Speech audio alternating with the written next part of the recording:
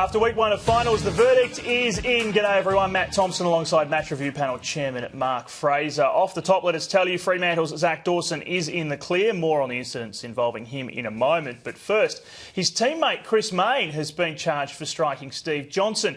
He can escape with a reprimand. This has been adjudged intentional, low impact and body contact.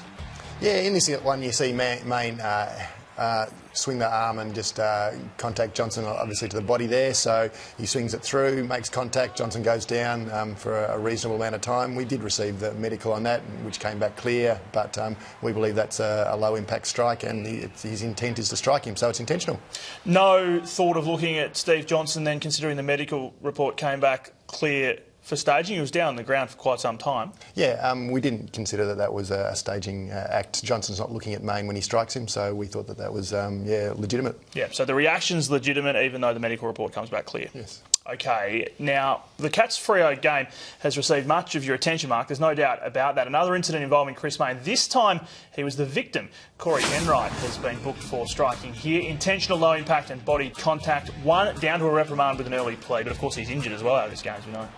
Yeah, and here Mayne handballs the ball and then Enright comes through, swings the right arm and contacts Mayne to the body. So we believe that's an intentional strike. The ball's well gone, so we believe Enright's intent was to strike him. So and the medical once again came back clear, so intentional low and body. Yep, and it comes back with a reprimand, so that's the opportunity that he has to take the points. Yeah, so for an early plea it goes from 1 week down to a reprimand for that one. All right, now to what we've called the Zach Dawson series. 3 incidents to look at. Let's start with the pre-game report, and this was a really interesting one because obviously the circumstances before the match had even begun. Yeah, and there you see Dawson swing the arm. If you slow it down, you see that the hand's open, and the contact is minimally high. So obviously the umpires thought that there's more high contact there than it actually shows, and has reported him. But we don't believe that's a reportable offence.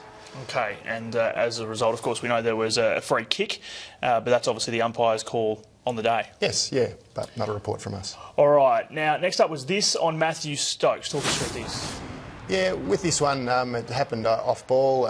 Yes, you can't see from that, and that's the footage that we have. We also have some down the ground footage, which shows that some contact has occurred. So we had an investigation conducted.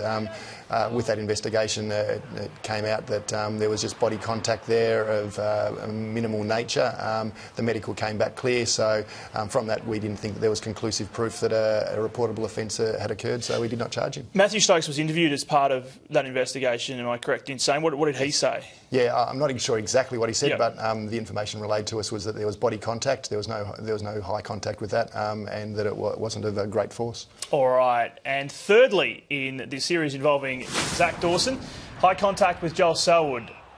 Yeah, in this instance, Selwood has the ball, handballs it over the top to his teammate, and Dawson jumps up trying to spoil or smother the ball, and then cannons into Selwood. We believe that that's a legitimate attempt to spoil the ball, and it's not unreasonable or unnecessary in the circumstances, and as such is not a reportable offence. Playing devil's advocate on this one, I guess the query that fans at home might have is the fact that he did leave the ground and did make some head-high contact. We've seen, obviously, this particular part of the game scrutinised a great deal this year. Yeah, if he jumped up and is trying to bump the player, then that obviously comes under our scrutiny and that can be deemed rough conduct. But with this instance, he's jumping up to try and get the ball, trying to intercept the ball, and then makes the high contact. So we believe that's sort of more incidental. OK, so Zach Dawson involved in a lot of action at the footy on Saturday, but he is all clear and free to play in the preliminary final. That indeed was a busy game, Mark. Let's look at, first of all, I should tell you, the Hawks and the Swans and the Blues and the Tigers all clear